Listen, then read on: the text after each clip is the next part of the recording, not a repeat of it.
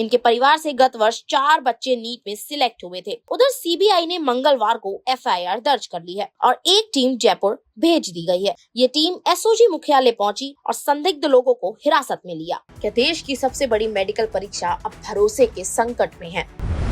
क्या 22 लाख छात्रों का भविष्य एक संगठित पेपर लीक गैंग के हाथों बंधक बन गया है?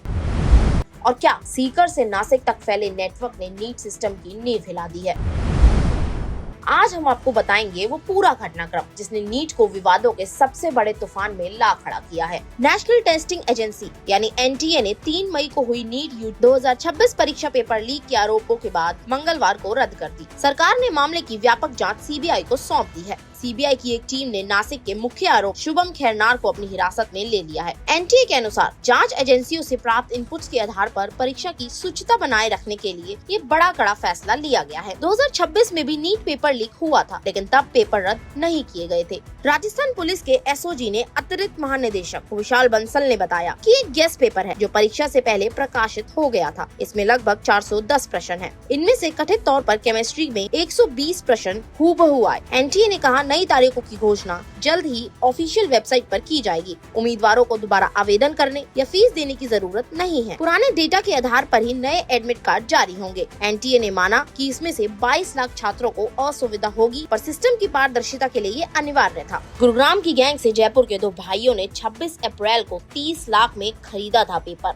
नीट 2026 का पेपर लीक राजस्थान के साथ 7 राज्यों राजस्थान, बिहार, तेलंगाना, महाराष्ट्र, केरल और आंध्र में वायरल हुआ था। नासिक में प्रिंटिंग प्रेस से लीक हुआ पेपर हरियाणा की गैंग के पास पहुंचा। राजस्थान में सबसे पहले जयपुर के जमवाड़ा रामगढ़ निवासी 2 भाई मांगी लाल और दिनेश ने गुरुग्राम से इस गैंग से 26-27 अप्रैल को 30 लाख रुपए में पेपर खरीदा और सीकर में तैयारी कर रहे बेटे को दिया। फिर 29 अप्रैल को दोनों ने पेपर कई छात्रों को बेचा। इसके लिए वे सीकर ही पहुँच गए। दोनों प्रॉपर्टी कारोबारी है। एक राजनीति से भी जुड़ा है। इनके परिवार से गत वर्ष 4 बच्चे में सिलेक्ट हुए थे। उधर सीबीआई ने मंगलवार को एफआईआर दर्ज कर ली है और एक टीम जयपुर भेज दी गई है। ये टीम एसओजी मुख्यालय पहुंची और संदिग्ध लोगों को हिरासत में लिया। क्या अब नीट भी क्लीन नहीं?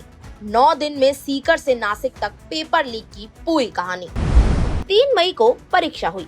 देश के 551 शहरों और विदेशों के 14 शहरों में नीट की परीक्षा हुई। एनटीए द्वारा आयोजित इस परीक्षा के लिए देश भर के केंद्रों पर 22 लाख छात्रों ने रजिस्ट्रेशन कराया।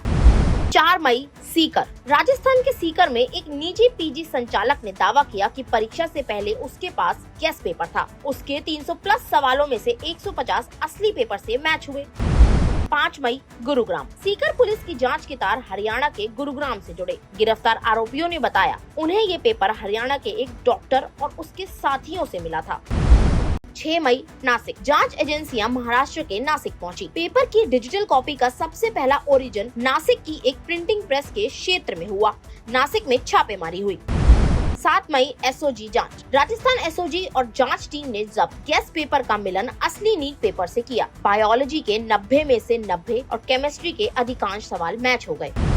8 मई दिल्ली। प्रमाणों के आधार पर नेशनल टेस्टिंग एजेंसी ने माना कि पेपर में गोपनीयता भंग हुई है। केंद्रीय शिक्षा मंत्री ने स्थिति की समीक्षा पूरी की। 9 से 10 मई विरोध शुरू हुआ। इससे दिल्ली, जयपुर, मुंबई और पटना समेत कई बड़े शहरों में छात्रों का गुस्सा फूट पड़ा। छात्र संगठनों ने नीट मुख्यालय और शिक्षा मंत्रालय के बाहर प्रदर्शन किया। 12 मई आरोपी अरेस्ट किए गए। नासिक पुलिस और जांच एजेंसियों ने मुख्य आरोपी शुभम खैरनार को गिरफ्तार किया। उसने बताया कि कैसे पेपर को प्रिंटिंग प्रेस से निकालकर हरियाणा के नेटवर्क तक पहुंचाया गया। पूरे मामले पर एनटीए प्रमुख बोले, हम जिम्मेदारी लेते हैं। दोबारा परीक्षा कराने की प्रक्रिया 7 से 10 दिनों में शुरू हो जाएगी। एनटीए के महानिदेशक अभिषेक सिंह ने कहा, जो कुछ भी हुआ हम उसकी जिम्मेदारी लेते हैं और वो गलत था। दोबारा परीक्षा की तारीख के लिए मैं अपनी टीम के साथ बैठक करूंगा। अगले कुछ दिनों में पूरी परीक्षा शेड्यूल और तारीखें घोषित कर दी जाएंगी। हमारी कोशिश होगी कि कम से कम समय में परीक्षा हो जाए ताकि सेशनल कैलेंडर और प्रवेश प्रक्रिया बाधित ना हो। पूरे मामले पर आपकी क्या राय है, हमें कमेंट्स में जरूर बताइएगा।